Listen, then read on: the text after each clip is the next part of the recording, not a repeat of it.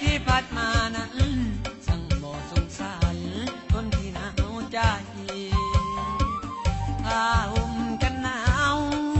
เป็นหอยก็อุ่นเพียงกายแต่ยังบ่อุ่นภายในหนาวใจบ่มีคู่ครองเริ่มเดือน12นั้นดองก็เริ่มทุกคืนไอ้นี้ซ้ำใจสะอื้นผมคืนหัวใจเป็นน้องคำคืนนอนหนาวอยากได้สาวมาเป็นคู่ครองหัวใจอ้ายทั้งสี่ห้องบ่มีคู่ครองเหมือนคนอื่นเขาแม่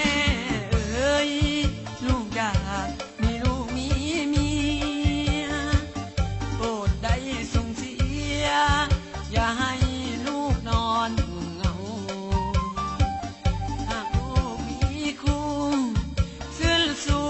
ดังคนอื่นเขาหวังว่าความโศกความเศร้านอนหนาวก็คงจะหายเดือน12อยากได้